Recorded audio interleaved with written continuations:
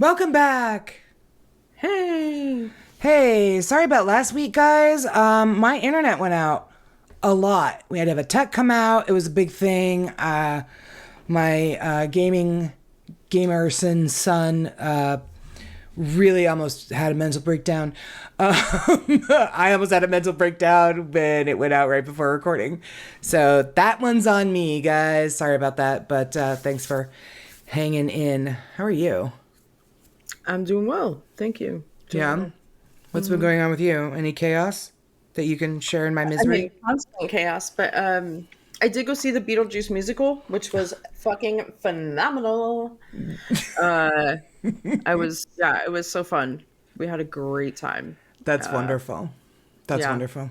That was super fun. Well, we missed you around here. The last episode was our interview with Jacqueline Nunez, owner of the Conjuring House, and Aaron filled in for you. And you missed a good time. You missed a good time. Have you watched the episode? Have you listened to it? I've listened to part of it. I haven't finished yet, though. Okay. Okay. It's a good time. Yeah. She not determines, but she clarifies once and for all that there are no demons at the Conjuring House. So everybody that goes there expecting to find a demon, you're going to be disappointed. Breaking news. You heard it here first. All right. Hey. Yeah. So, also, if they really believe a demon is there and they're going there to find why are people seeking out demons is my question. Why is that a thing that's being done? You might want to reconsider your life choices. Listen, maybe a little bit. Maybe a little bit. Let's jump right into our... Nope. Endless vocal prattling. I didn't update your name. That's fine. Yeah. I'm Aaron Bush. Aaron Bush. Yeah. Aaron, thank you so much for everything you do for the podcast. We are so grateful. And if you'll please... get the fucking website updated already. Jesus Christ. I'm kidding. Erin's always on top of it, which is why we hired her. EVPs are, guys, merch as always. We've got, I have a funny story to tell you about the merch, by the way. Pint glasses, wine glasses, coffee mugs, drawstring bags, koozies, stickers, all kinds of fun stuff. But the funny thing I had to tell you is we got a message from a guy on Facebook, messaged the podcast, said that our products were of low quality, that his friend bought a coffee mug. I guess it must have been at the convention at Ohio State Reformatory Convention. He said that his friend bought one of our coffee mugs and he had borrowed it and he had it for 2 days and it broke. And I was like... oh my God, I'm so sorry. Can I please see a picture of the mug? I never heard from him again. Right. I was like, okay, so one of two things is happening here. One, you're trying to get free shit. Or two, you borrowed your friend's coffee mug and you broke it. And now you're blaming us for our stuff being poor quality. Right. Because I never heard from the guy again. I was like... what'd you say, Butterfingers? I don't know. Right. I'm like, all right, buddy, whatever. Yeah, so I asked to see a picture of how it broke. Like, did the handle come off? Did it, whatever. But I never heard from him again. I was like, well, all right. So, yeah, they're that scathing indictment on the quality of our merchandise. I mean, because I have a bunch of mugs and they're fine. Even with my kids, we're just fucking saying something. So, come on. Right, exactly. Yeah, so nothing has broken so far. I did break a wine glass. However, that was actually my fault. Due to the wine that you consumed from inside it. And probably. Right, yeah, and staggered. No. It was actually my red rum wine glass from Stanley Hotel. Yeah, I was washing it in really, really hot water. And when I pulled it out of the sink, I accidentally hit the edge of the sink and it must have just hit it on just the right part because the glass and it was my last one because I had broken the other one. I bought two. And so maybe that's an indictment on Stanley Hotel's quality of merchandise. We'll never know. All right. Who knows? Sounds like it's their fault. I'm going to blame them. I mean, listen. Probably. The next thing, guys, we want to tell you about, again, if you have not yet watched it, and Laura, have you yet seen even the trailer for Tony and Cherie and Ron and Lourdes's? Well, Loki. We call her Loki. Ron and Loki's 3-part docuseries on Staticom called Knowingly Talking to the Unknown. Have you seen the trailer? I saw the trailer online, but I have not watched it yet. Yeah, I barely have time to like watch anything. So no, yeah, seriously, not for lack of trying. But yeah. Me either. Yeah, me either. It's kind of ridiculous. I listen to podcasts while I'm door dashing, which has been truly lovely. I've been able to catch up on a lot of shit I was too busy to listen to, but it does take about 3.5 hours to get through one episode. So, but yeah, I definitely want to check it out. It is on Paraflix, which is a streaming platform you can find on Roku, Apple TV, all of those fun places. And ladies and gentlemen, let's have another look at our friends and the folks that trained us as paranormal investigators. We got to see Staticom in action at Gettysburg Battlefield Bash last year, and man, were we blown away. Here it is, guys. Take a look.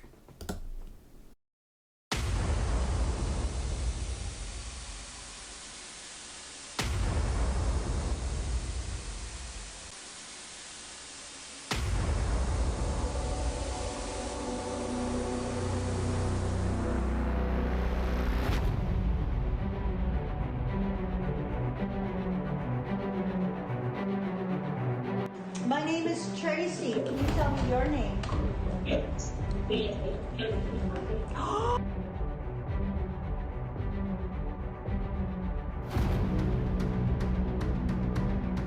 Something new that I haven't seen ever in the paranormal one. There's nothing about this on TV or anything, so I figure let's give it a shot.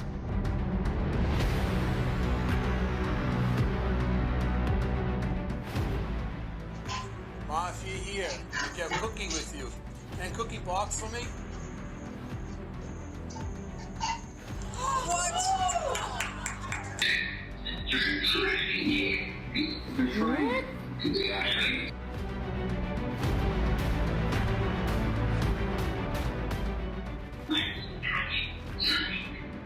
I couldn't get radio reception or cell phone reception. There's literally no signal being broadcast from the tower that gets into this part of the earth.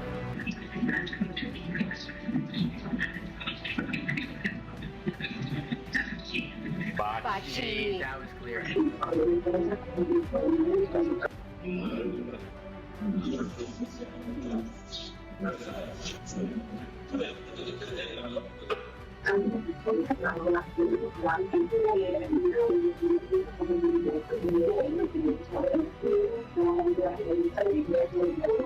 Did I just hear Ron Yacovetti?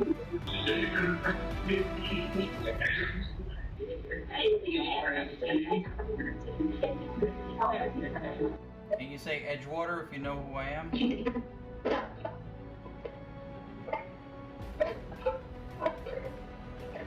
I heard it.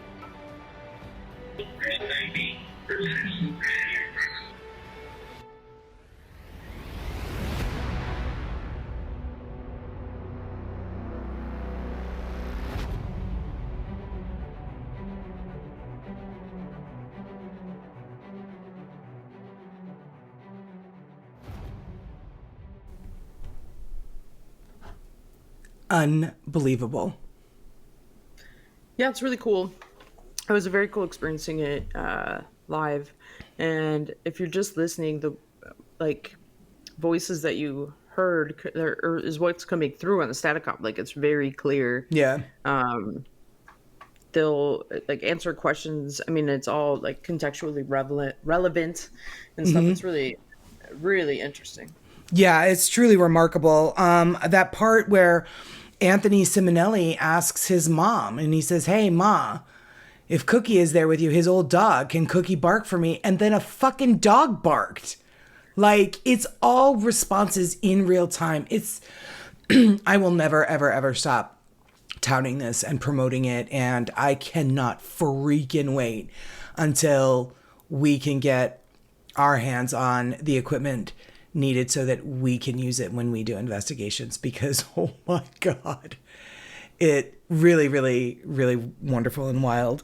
I did tell when we were talking about it with Jacqueline Nunez, I said that you were always my like gauge on experiences that we have, and if it's something that really like kind of fucking blows your hair back, then I know it's really, really cool. And I said when we were there doing it at Gettysburg with them, Laura and I were just like, oh my God, holy crap. Like, it's just the fact that you were so floored by it. I was like, this is, they've got the goods. They've got the good stuff. Yeah, it was wild. Yeah, it was really amazing. So anyway, guys, that is streaming on Paraflix. And I believe that it is still going on, but it is a streaming service, so you can pay monthly or you can pay annually. And if you enter in Staticom 25, you can get 25% off the annual subscription price, which I believe is $39.99. Again, this is not a paid promotion, but they are our very dear friends, and so we are going to shout it from the rooftops at everybody that you should go and check out this 3-part docuseries by Tony Rathman. They all worked really hard putting this together, and you don't want to miss it. So, to that end, Laura, are you ready to get into... This is a big episode, guys, today. This is a big one this week. We're taking everybody to the Alamo. Everything's bigger in Texas. Everything is bigger in Texas, and so why don't you take it away, little lady? That's very creepy. But good, right? I sounded just like him. Very good. Thank you. All right. So my sources for today are wikipedia.com, thoughtco.com, and thealamo.org.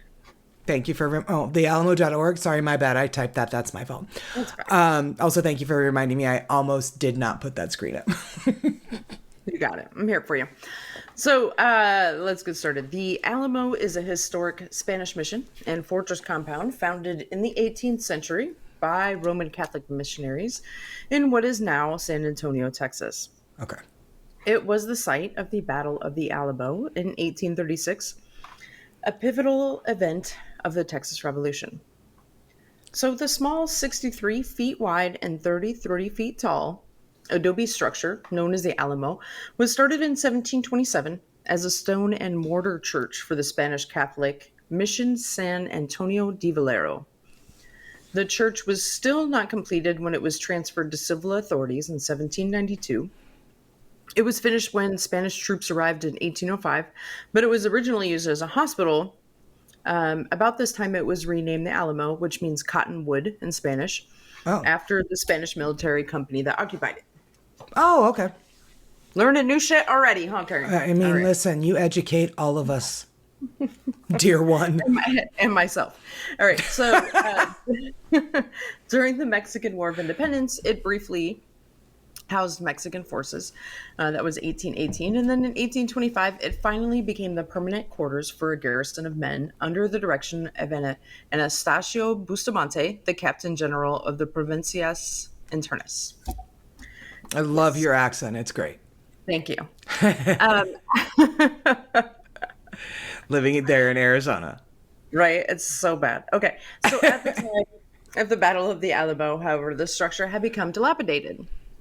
Martin Perfecto de Cos at Bexar arrived in late 1835 and put the Alamo into quote-unquote fort fashion by building a dirt ramp up to the top rear of the church wall and covering it with planks. He installed an 18-pounder cannon and mounted a half dozen other cannons. And the Mexican army defended it in the Battle of December 1835 when it was further damaged. So the basic story of the Alamo is that rebellious Texans captured the city of San Antonio in a battle in December of 1835. Afterward, they fortified the Alamo, and it, it was obviously it was a mission in the center of town. So, right. Mexican General Santa Anna appeared in short order at the head of a massive army and laid siege to the Alamo. He attacked on March 6th, 1836, overrunning the approximately 200 defenders in less than 2 hours. Yeah. None of the defenders survived. Oh. So many myths and legends have grown about the Battle of the Alamo, but the facts give a different account. So Mexico gained independence from Spain in 1821. Okay. And at that time, Texas, or rather Tejas, was part of Mexico. That you say correctly. In 1824, Mexico's leaders wrote a federalist constitution not much different from that of the United States, and thousands of people from the U.S. moved into the region. The new colonists brought enslavement with them. Of course. In 1829, well, I mean, hey, they were fucking dicks. So in 1829, the Mexican government outlawed the practice, specifically to discourage the influx, since it was not an issue there. So by 1835, there were 30,000 Anglo-Americans in Texas and only 7,800 Texas Mexicans. Oh, Tejanos. right. Tejanos. Okay. So in 1832, General Antonio Lopez de Santa Anna took control of the Mexican government. He annulled the Constitution and set up centralist control.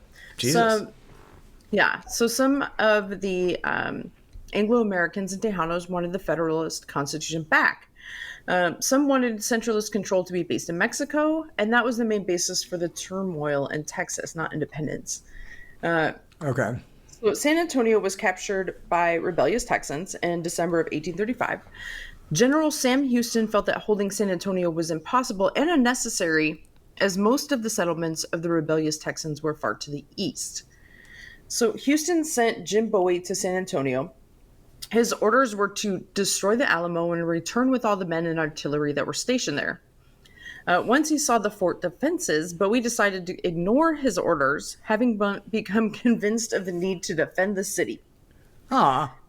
Right? So the official commander of the Alamo was James Neal. However, he left on family matters, leaving Lieutenant Colonel William Travis, who was a ne'er-do-well, an enslaver who had no military reputation before the Alamo, in charge.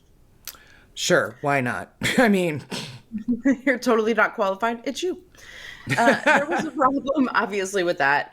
Half the men that were not there were not enlisted soldiers, but volunteers who could really come and go as they wanted to. And those men only wanted to listen to that Jim guy.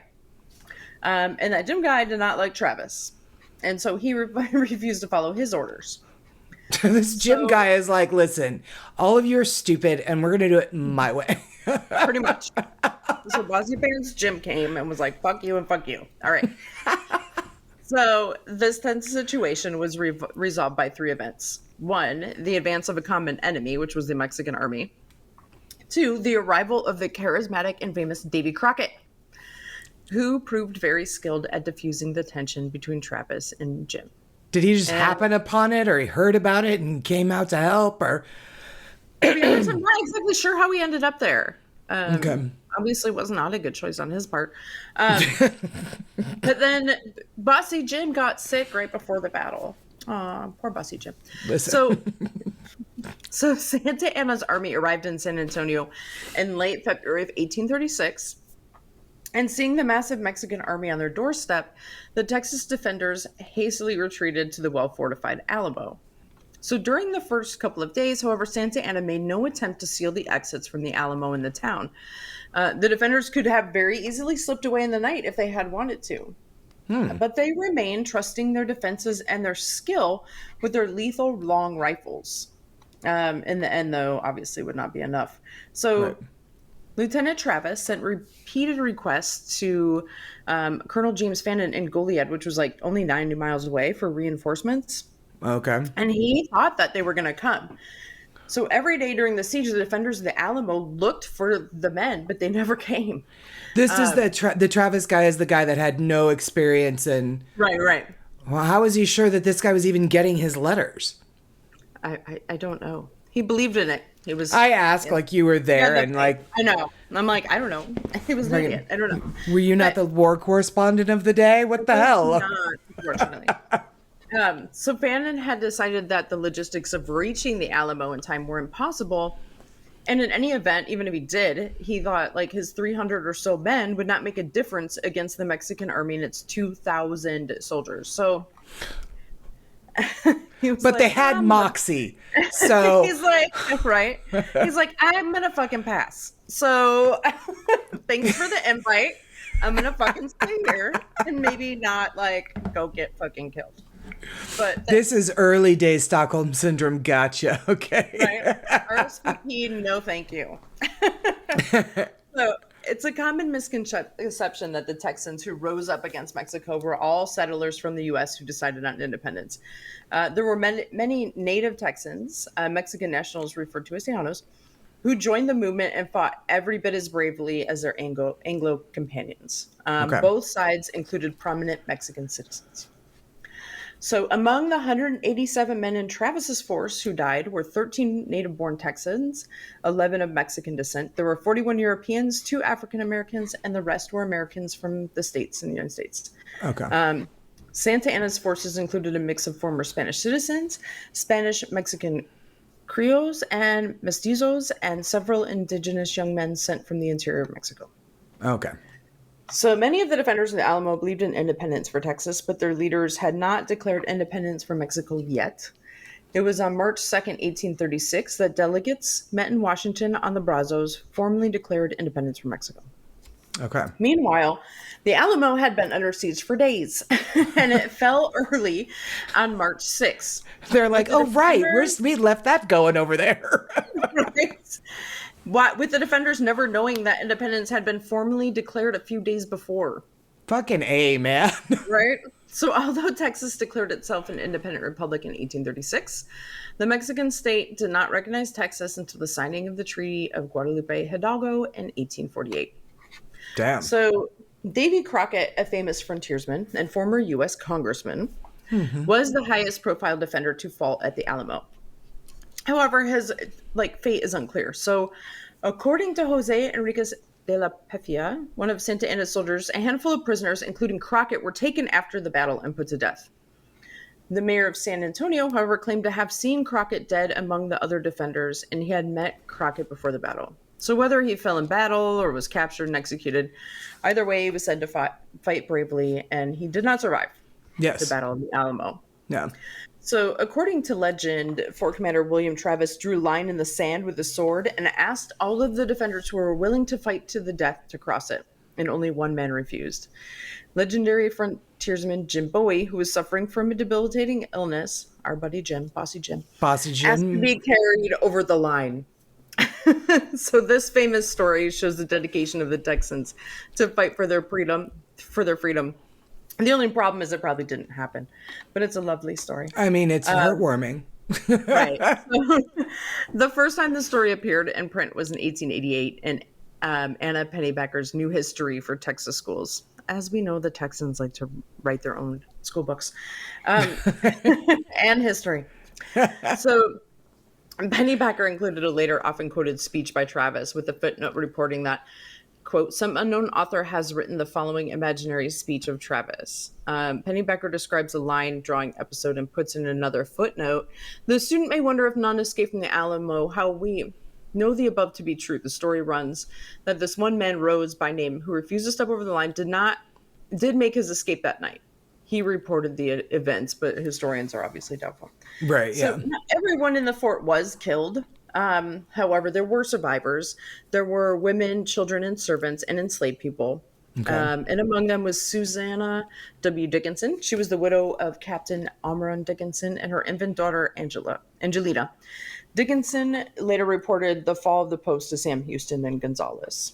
Oh, okay. Right. So that Mexican dictator and general, Mr. Santa Anna, he won the Battle of the Alamo, and he took back the city of San Antonio, and putting the Texans on notice that the war would be won without quarter.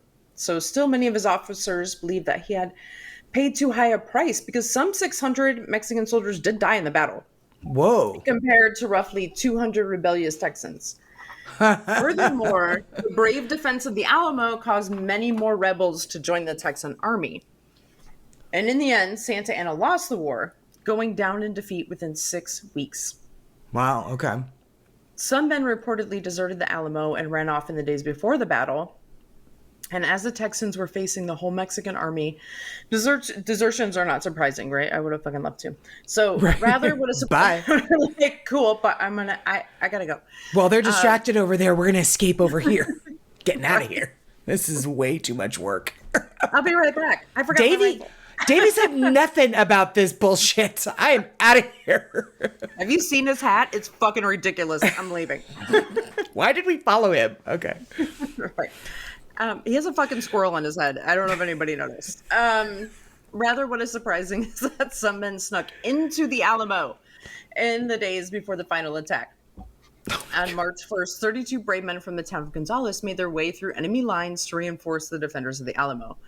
2 days later, on March 3rd, James Butler Bonham, who had been sent out by Travis with a call for reinforcements, crept back into the Alamo, his message delivered.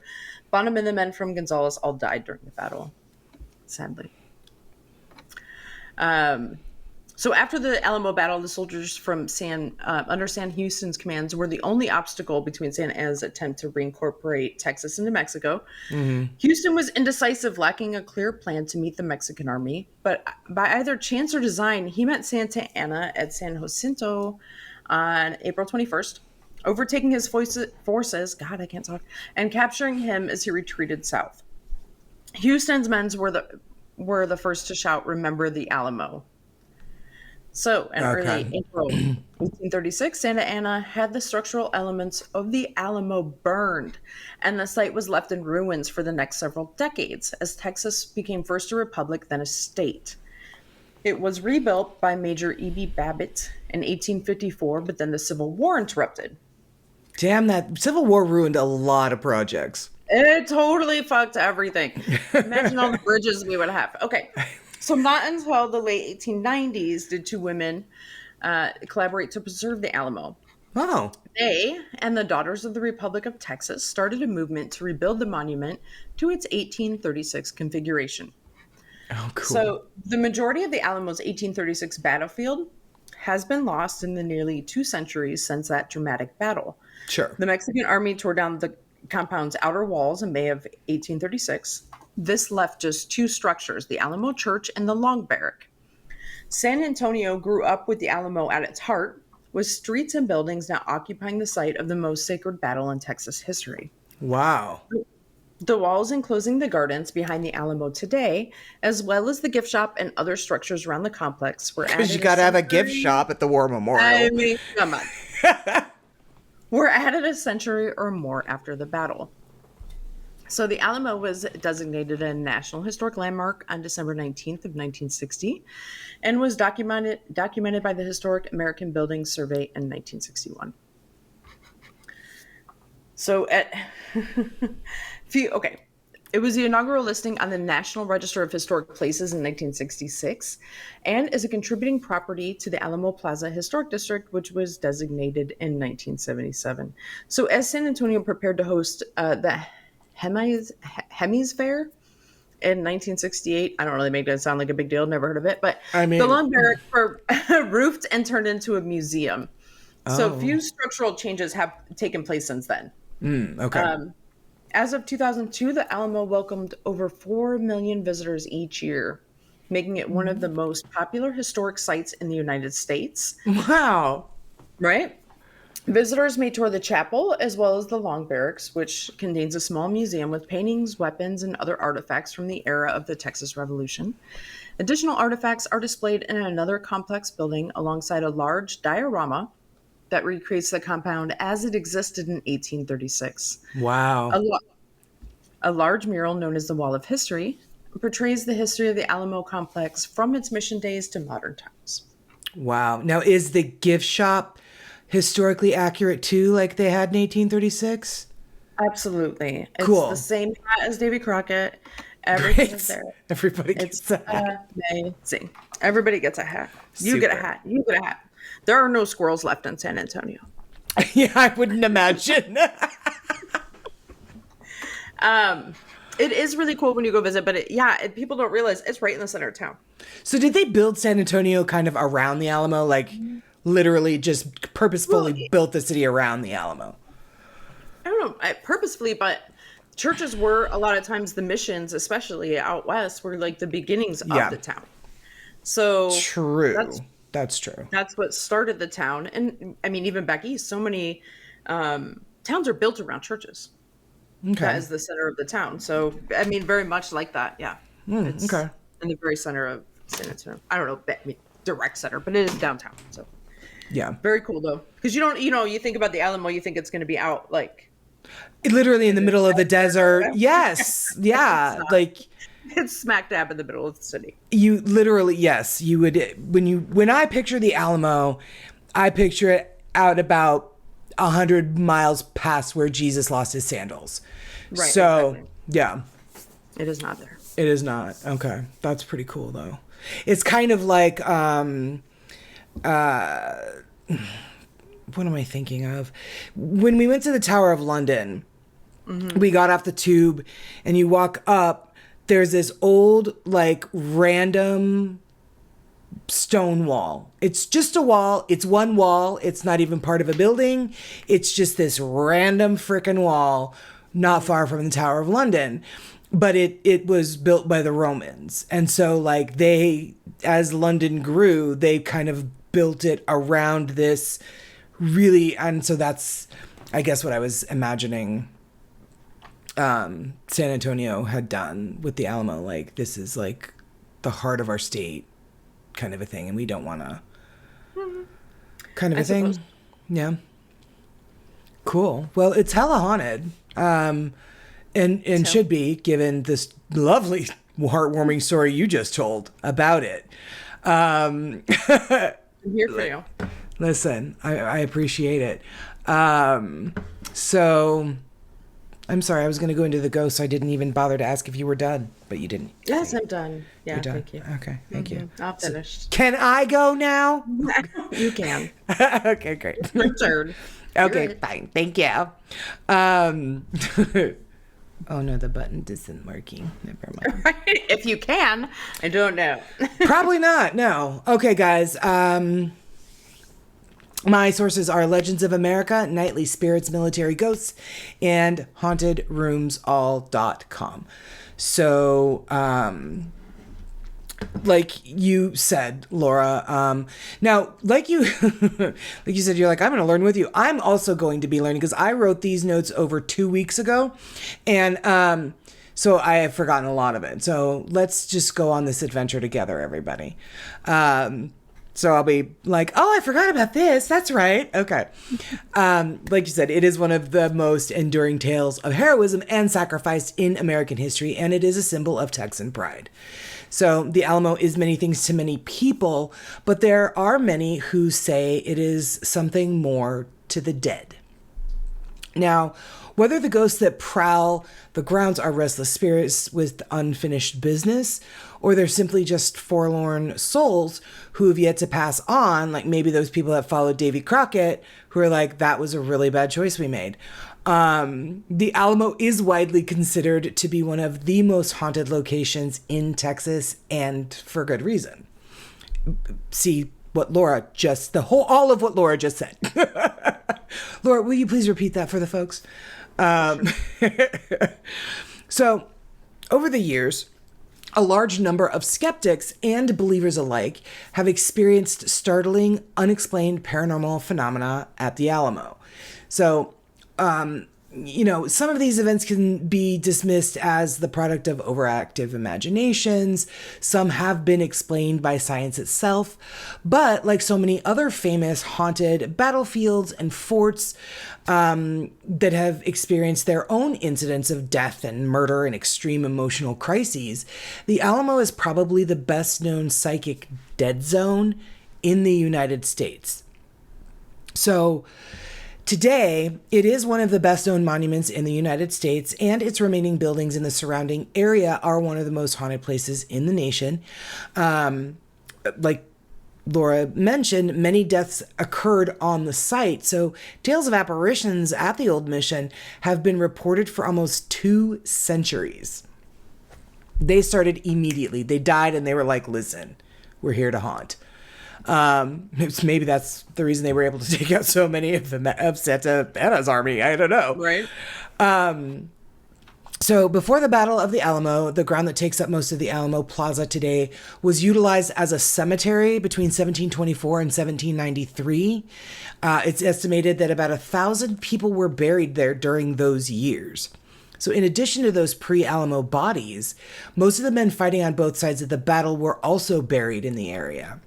Now, even today, construction and utility workers often turn up skulls and other bones when excavating in the area. That had to be a real treat. God. I found another bone. How many of these are there here? So, whoa, you all right over there? Yeah, I just run into things. It's fine. Go on. I just run into things. Sounds like you're tearing your desk down. Okay, sorry. So the first reported sighting of the ghostly activity happened only weeks after the Battle of the Alamo. When Santa Anna left San Antonio. No. San Antonio. Fuck that bitch. And oh my God, there we go. Listen, there's a romantic drama involved here. No. When Santa, fuck that bitch, Jesus. When Santa, dude, why are you getting me in a giggle fit? Okay. When Santa Anna left San Antonio, he moved about 1,500 of his troops to San Jacinto, near today's Houston, leaving about 1,000 men at San Antonio to control the rebels. However, he was captured by Sam Houston and his Texican freedom fighters in April of 1836. So in retaliation, Santa Anna sent messengers to order the destruction of the Alamo, as Laura just said. But his wish would not come true because when the Mexican troops neared the church with flaming torches, 6 fully formed spirits suddenly appeared before the front doors of the mission, waving blazing sabers and yelling, "Do not touch the Alamo, do not touch these walls." The Mexicans fled in fear and would not be persuaded to return regardless of their superiors' threats. Some say these entities were Alamo defenders, while others say they were monks protecting the mission. So ghosts were there like from day one. Like I said, maybe they were helping to defend this place. I forgot about that part. So like I said, we're learning together. I was like, that's cool. Right? So when Colonel Sanchez, who was tasked with leading the destruction of the mission, reported back to General Andrade, he recounted the tale of the 6 Diablos, or devils, coming out of the front doors. The general only scoffed, thinking the story ludicrous. Now, however, not one of the men of the first task force would return to the Alamo. Frustrated but undaunted, the general garnered another group of men and returned to the Alamo, determined to burn the Longhouse Barracks. However, again, the building was saved from destruction when a tall male spirit arose from the building's roof. Standing above the Mexican soldiers, the entity was said to have held 2 flaming balls of fire in his outstretched hands. At the sight of the abnormality, the soldiers fell to their knees and covered their eyes. And fleeing once again, they refused to return. And for the next 10 years, the Alamo lay in ruins. Now, the cenotaph, which is the Alamo monument, was erected in 1939. And on it, it depicts this spirit upon its face, along with the defenders of the fortress. So legend has it that when the ethereal energy was released from the flames, where the Alamo defenders' bodies were burned, the spirit utilized the energy to make itself visible to frighten away the would-be destructionists. Makes sense? To me, I think. Now, in 1846, following Texas's annexation into the United States, the U.S. Army began to occupy the complex, making significant repairs to the church and to the old barracks. By the late 19th century, the tales of ghostly happenings at the Alamo were well known to the area. Like, by then, everybody was like, yeah, we know. However, this did not stop the city of San Antonio in its move to utilize the old mission as a police headquarters and the old barracks as a jail. So within no time, prisoners were housed in the barracks, and they started to complain of paranormal activities. So between the years of 1894 and 1897, several articles appeared in the San Antonio Express News describing ghostly sentries that paced along the police station's roof. Shadows and moaning sounds were heard by the staff and prisoners, along with other ghostly phenomenon. Guards and watchmen began to refuse to patrol the building after hours. This, of course, caused an uproar among the politicians, and a short time later, the prisoners were moved to another location. The guards were like, listen, they're fine on their own. It looks sturdy. They're not going to break out. They don't need us. We're not going to be there. Today, apparitions continue to appear upon these historic grounds as both staff and tourists alike report ghostly happenings that occur at all hours of the day and night.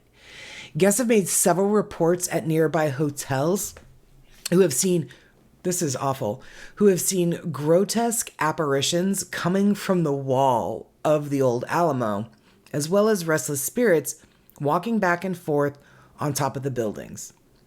So, still others have reported hearing the sounds of screams, explosions, and the faint trumpet notes of El Deguello, the Spanish call of no quarter that Santa Anna ordered played during the final assault on the fort. Wild. Right? In one instance, a park ranger at the Alamo encountered the ghost of a man dressed in attire from the 1830s. He didn't have a squirrel cap on, though. That's fucking a bummer. I know. Listen. Crockett shows up. It was a really hot day in the late spring when the ranger first viewed the suspicious man on the fort grounds, and the guy was walking toward the library. So as the ranger hurried after him, he observed that he was wearing tall boots, a plantation hat, and a long overcoat, which just sounds ungodly in Texas heat. Right? Well, yeah. Also, not fashionable. So let's see. To the ranger's surprise, the puzzling man faded away into obscurity when he neared the chapel. When the ranger investigated further, he could not find any evidence of the stranger's passing. Others have alleged to have seen the same apparition numerous times in the courtyard of the Alamo, both during the day and at night. Creepy. You know, ghosts don't just come out at night. That's the creeps. The creeps come out at night. Listen. In the front of the Alamo, the lawn covers a portion of the old cemetery, and several federal marshals who have patrolled the grounds at night have quit their jobs after having encountered some of these wandering entities. The old I saw a ghost excuse. I get it. Right. That's why I quit my last job. It's fine. Always spotted in the gardens next to the mission appears a fully formed spirit of a cowboy, complete with a black duster and cowboy hat. Dripping wet, he is described as looking like he has ridden through a severe thunderstorm. Many Texas historians theorize that the spirit may have been one of the 22 dispatch riders that William Travis sent seeking assistance. Could be. Mm-hmm. So a second entity makes his presence known is that of an Alamo defender. He's often reported to stick his head and shoulders out of the large rectangular window over the double doors of the church's front. Mm-hmm. After leaning out and scoping the area, he then leans back and disappears. Could you imagine walking up to the church and you see this guy like, what's up? Boop, and then just pull back? I can't. One of the most often cited ghosts is actually a small blonde-haired boy that is most often seen in the left upstairs window, which houses that fabulous gift shop. Appearing almost always during the first few weeks of February, the forlorn-looking boy has also been seen wandering the complex's grounds. Now, some believe the boy was evacuated during the siege and returns annually to search for his long-lost father who died in the battle, which is just heartbreaking and sad. Now, there's yet another spirit is a woman who is also reported to have been seen next to the water well on the other side of the church. She appears only at night, and reports allege that she materializes only as a vaporous torso-like spirit. Vaporous torso-like spirits. Mm-hmm. Yeah. That's fucking specific. All right. I know, yeah. I mean, I kind of feel like that's how you described your last ex-girlfriend. I'm not, Or maybe you called her vapid. I can't remember. Anyway, no one knows who this restless apparition might have been, but she seems to frequent the water well by the church. So, in an area of the mission today utilized for storage and meetings, staff has often encountered a tall Indian who silently creeps up behind them. That's so fucked up. After having suddenly felt a presence, they turn to see the broad-chested Native American who suddenly disappears or walks back through a solid wall that once held a tunnel doorway to the Menger Hotel across the street. Oh, that's cool. Yeah, that's on our list. Yeah, that's on our list. Due to these many sightings, staff often report being afraid to enter the basement. Yet, right? Wuss. Yet others have reported seeing a tall, stately Mexican officer slowly wandering the site's grounds in the buildings. His face is filled with sorrow, and the man is seen walking with his arms clasped behind his back and slowly shaking his head. Many believe the ghostly man is that of General Manuel Fernandez de Castrillon, one of Santa Anna's regimental commanders. So Castrillon was one of the few officers who had opposed the final assault on the Alamo, stating it was bound to be a bloodbath. Now, he wasn't wrong. His opposition was obviously ignored as the regiment continued to bombard the fortress. And when the firing finally ceased, 6 of the Alamo defenders surrendered and were brought to General Castrillon. He offered them his protection and petitioned Santa Anna for clemency. However, the embittered dictator refused, petulant bitch, and he ordered the 6 men executed. Having given his word, Castrillon refused to carry out the order, but Santa Anna's men soon fell on the surrendering Texans and hacked them to death with sabers. So, I'm wondering if maybe these 6 men aren't the 6 men that in the beginning of my part Went out. Yeah, went out and was like, and were like, you will not bring your shenanigans here. Yeah. So, our favorite squirrel hat wearing guy. Oh, I'm sorry. It's a coonskin cap. In buckskin No, it's not really squirrel, but it does look like squirrel. It does. In buckskin clothing and a coonskin cap, park rangers have often spotted the spirit of none other than frontiersman and Alamo defender Davy Crockett. The transparent figure is described as standing at attention in various locations around the Alamo, holding a flintlock rifle. So, one night a ranger entered the barracks and observed a hideous scene. That's never what you want to observe. All right. There, leaning against the wall, was a man wearing buckskin clothing typically worn by frontiersmen during the 1800s. To the ranger's trained eye, it appeared that the man's torso had been riddled with bullet holes. Ouch. Before the ranger could react, spirits of several Mexican soldiers stepped from the darkness and encircled the stranger with their bayonets at the ready. Like a coiled spring, the ghostly soldiers pounced, thrusting their long blades through the incorporeal body of the anguished, buckskin-clad specter. In an instant, the encounter played itself out, and the ethereal apparitions just faded away, leaving one emotionally drained ranger in their wake. Is that not the most fucked up haunting ever? That would be cool, actually. Right. You're like, all right, I kind of like hideous. That sounds pretty neat. It's at this point, Laura and ladies and gentlemen, that I do want to let you guys know that my son is, I believe, 3rd or 4th cousin of Davy Crockett on his father's side. Davy Crockett is one of Coy's cousins. Yeah, I had to text his grandma Lori because I couldn't remember if it was Davy Crockett or Daniel Boone. I knew it was one of them, and Lori sent a picture of her and Frank at Davy Crockett's grave, and so cool. It was on Frank's side that Coy is distant cousin of Davy Crockett. So Nice. yeah, I can't wait to tell him the horrific way that his cousin died. Very So exciting. it's going to be the best. In March of every year, a few days after the Alamo's final demise, numerous people report being awakened in the early morning hours by a sound of a horse galloping on pavement. Many believe the unseen rider is that of James Allen, who was the last courier to leave the Alamo on the evening before its final battle. Wandering restlessly, he is thought to be attempting to return to the Alamo with his report to Colonel Travis.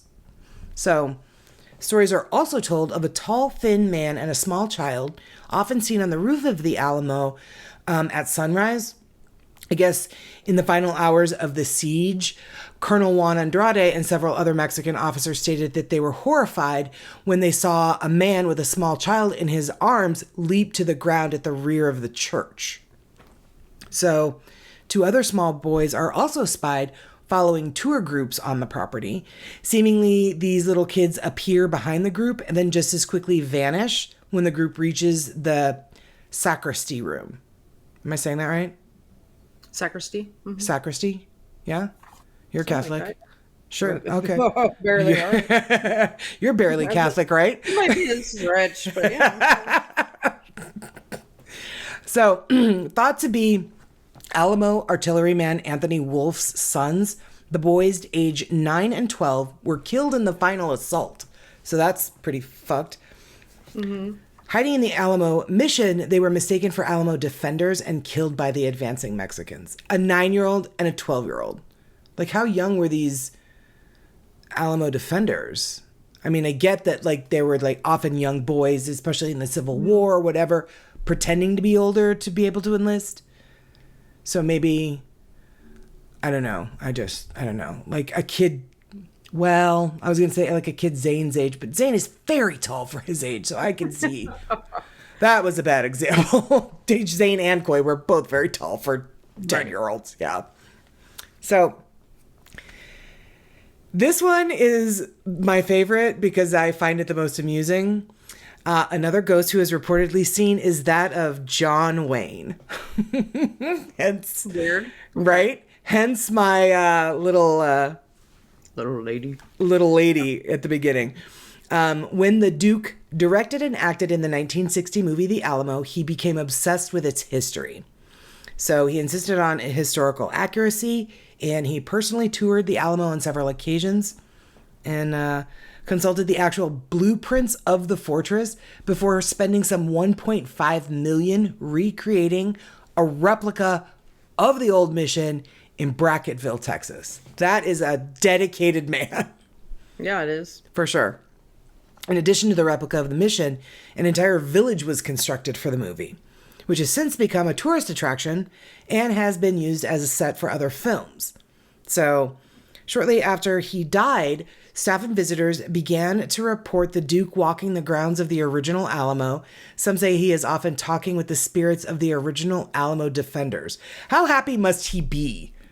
All right. And he's having super, the best time. like, the afterlife is really, really coming up John Wayne. Today, the mission, San Antonio de Valero, and the Long Barracks are dwarfed by the many tall buildings surrounding the historic site. Though these two remaining buildings of the compound look very small compared to the fortress that it used to be, that had expanded some 5.5 acres. Dominating the area to the north of the original San Antonio settlement, the fortress once housed numerous outbuildings and was surrounded by thick walls, as you had mentioned. So over the years, the walls were dismantled, the buildings began to spring up surrounding what was left of the Alamo compound. Now, many of these walls are now buried beneath the streets of San Antonio. However, the restless spirits don't seem to comprehend this as they continue to wander in or around the surrounding area through newer buildings that were never associated with the fortress. So it's very common in residual haunts. They'll follow the pattern that they had when they were living. So even if you put a wall where a door used to be, they'll walk. That's why, like, this ghost walked through a wall. Well, maybe when the ghost was there was a door there, or there was no wall or whatever. Yeah.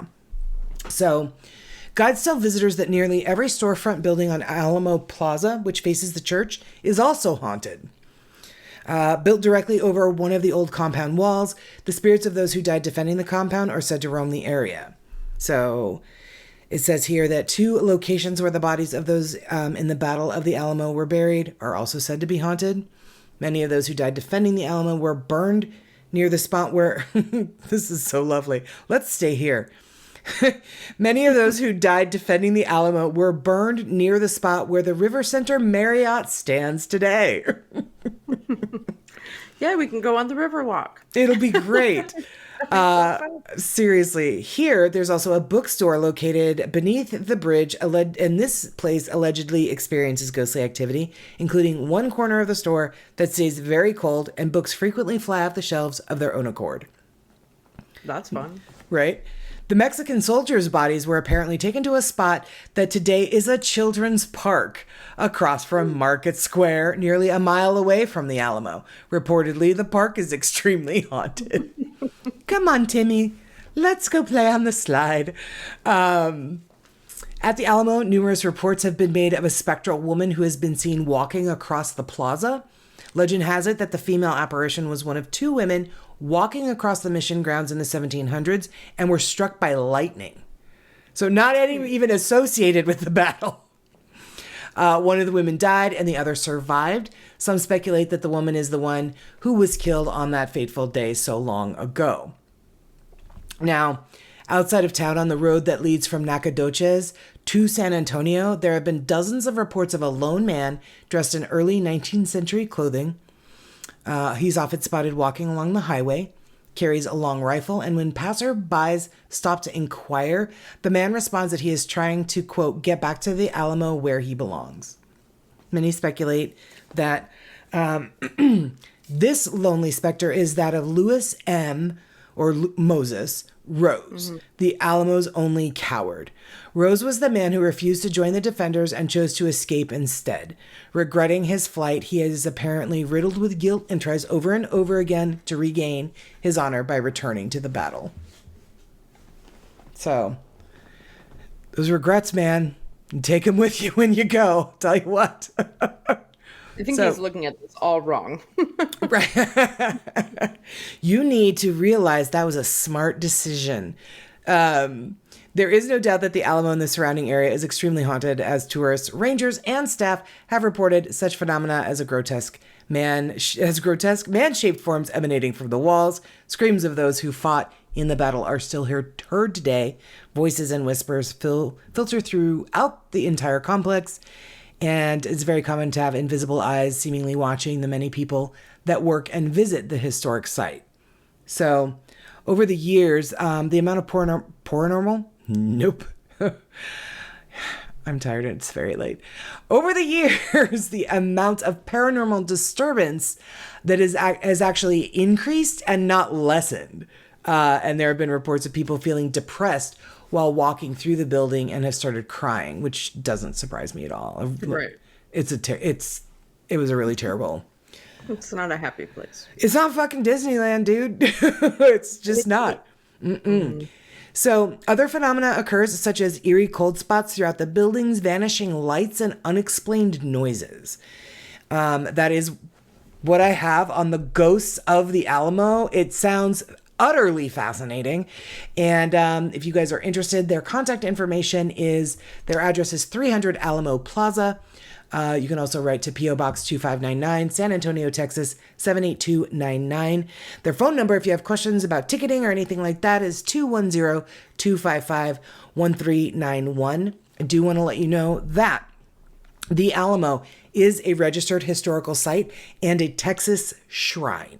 So for these reasons, investigations are not allowed on the site. Additionally, no cameras or other electronic equipment, including EMF meters, are allowed inside the Alamo Mission or the Long Barracks. So we can go, but we can't hide that REM pod in our pocket, or, bring the FLIR and be like, no, this is just what my phone needs to take a picture, kind of thing.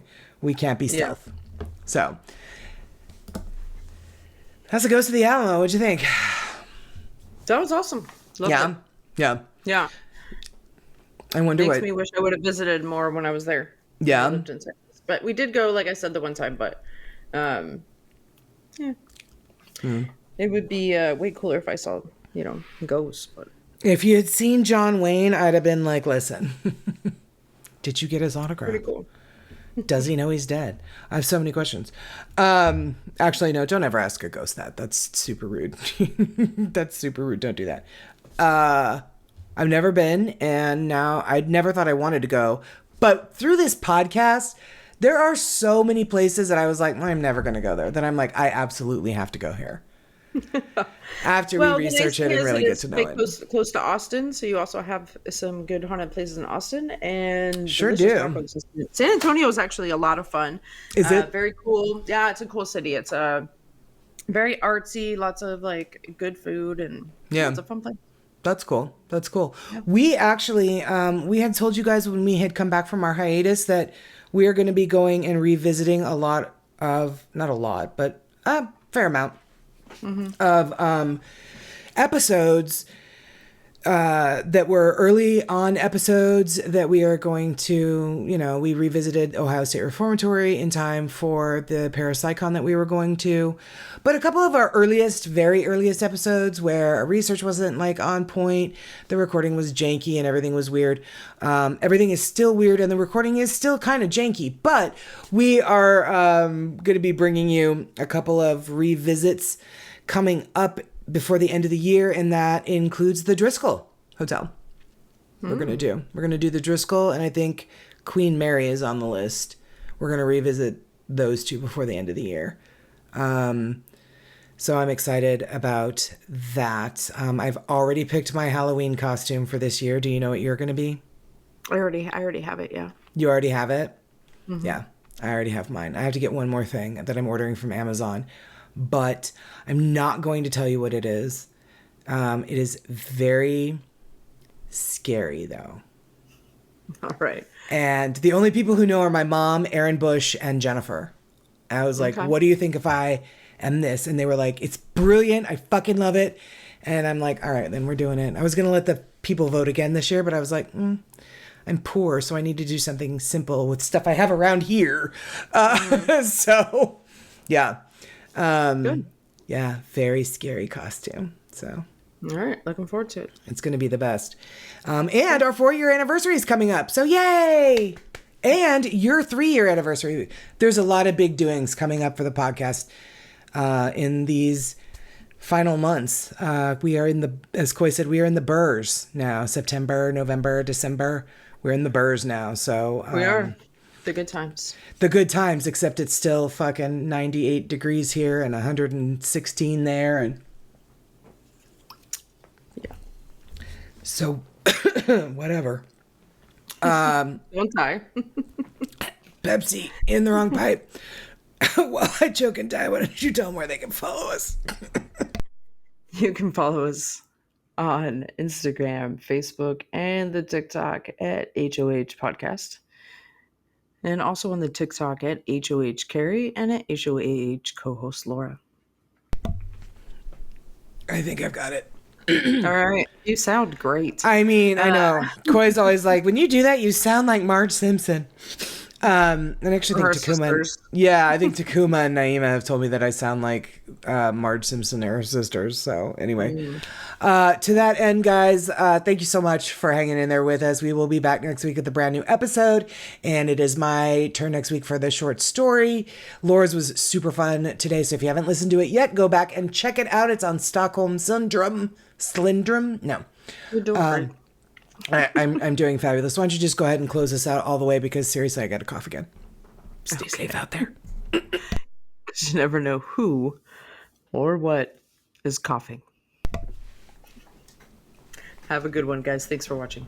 And bye. Shit.